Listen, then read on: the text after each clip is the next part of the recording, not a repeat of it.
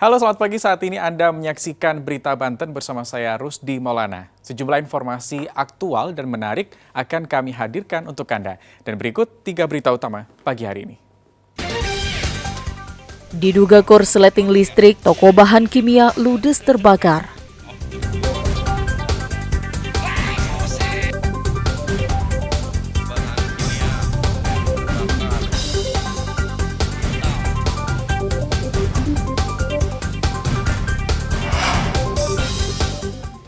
Hindari jalan berlubang, 2 kendaraan bertabrakan.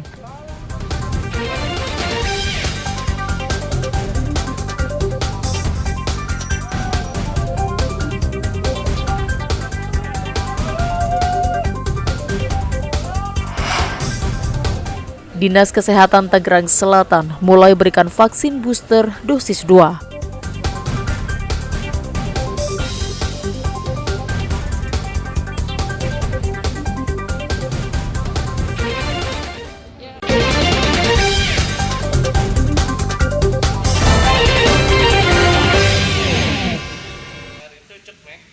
Kebakaran kembali terjadi di toko bahan kimia Sumber Abadi yang berada di Jalan Raya Serpong Pakulonan, Serpong Utara, Kota Tangerang Selatan.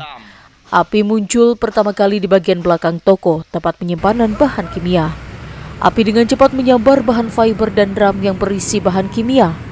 Suara letusan yang berasal dari bahan kimia sempat terdengar beberapa kali hingga membuat sejumlah karyawan toko berhamburan keluar. Petugas pemadam kebakaran yang tiba di lokasi langsung melakukan pemadaman.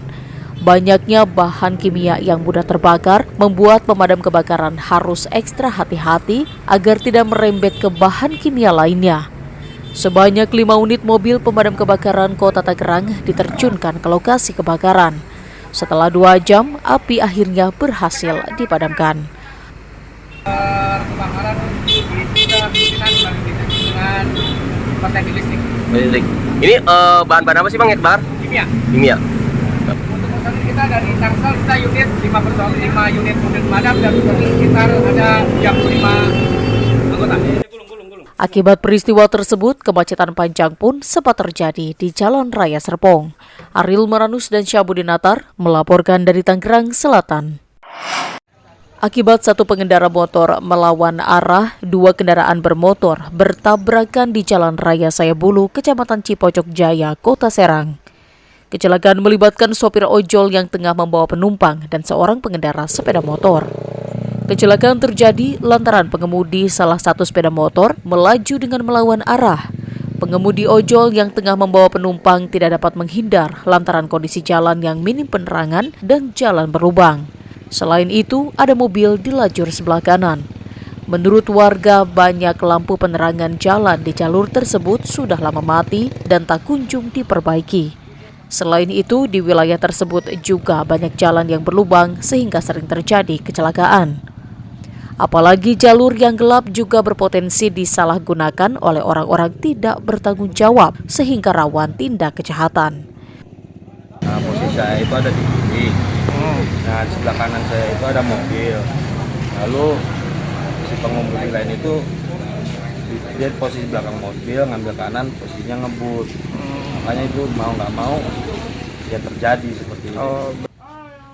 Warga berharap agar JPU di jalur tersebut dapat segera diperbaiki sehingga penerangan jalan maksimal. Belum bisa diberikan penerangan. Kan ada satu kebetulan itu yang punya tower 2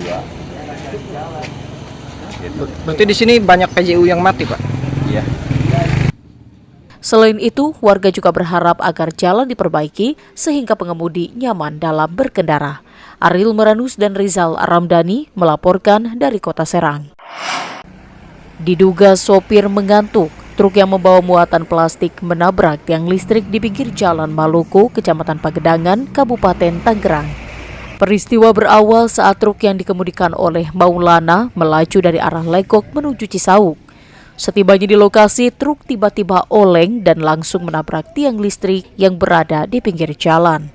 Menurut warga, truk terlihat berjalan dengan kecepatan sedang. Warga kaget mendengar suara benturan keras. Beruntung, sejumlah orang yang berada di sekitar lokasi sempat menghindar. Sopir pun sempat kesulitan keluar karena pintu truk rusak akibat benturan keras. Nggak kedengaran mobilnya, nggak kudor kencang-kencang, nggak pelan gitu.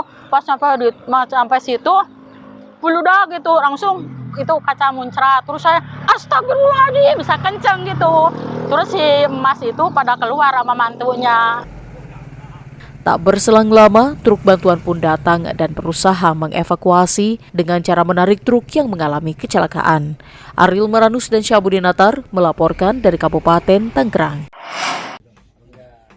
Rumah duka korban begal yang terletak di Jalan Jatake, Kecamatan Pagedangan, Kabupaten Tangerang, terlihat ramai oleh keluarga besar yang tengah berkumpul. Keluarga dan tetangga mengenal korban sebagai sosok yang bertanggung jawab sebagai orang tua dan kakek meski hanya sebagai penarik ojek.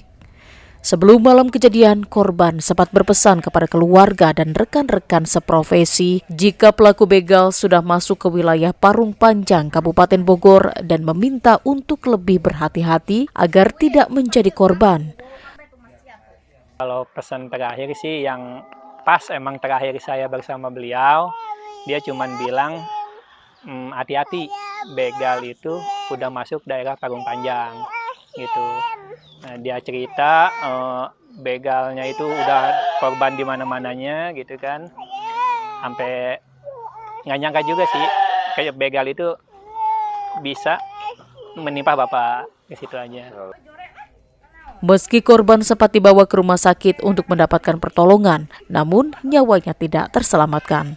Hingga kini polisi masih bekerja di lapangan dan melakukan pengejaran terhadap terduga pelaku. Benar ya, bahwa kemarin telah diduga ada kejadian ditemukan seorang laki-laki paruh baya dalam keadaan berlumuran darah dengan TKP di sekitar Pagedangan. Untuk luka yang dialami seorang laki-laki berparuh baya tersebut adalah di sekitar kepala, leher, dan telapak tangan. Sementara itu, jenazah sudah dimakamkan di tempat pemakaman umum yang terletak tidak jauh dari rumah korban.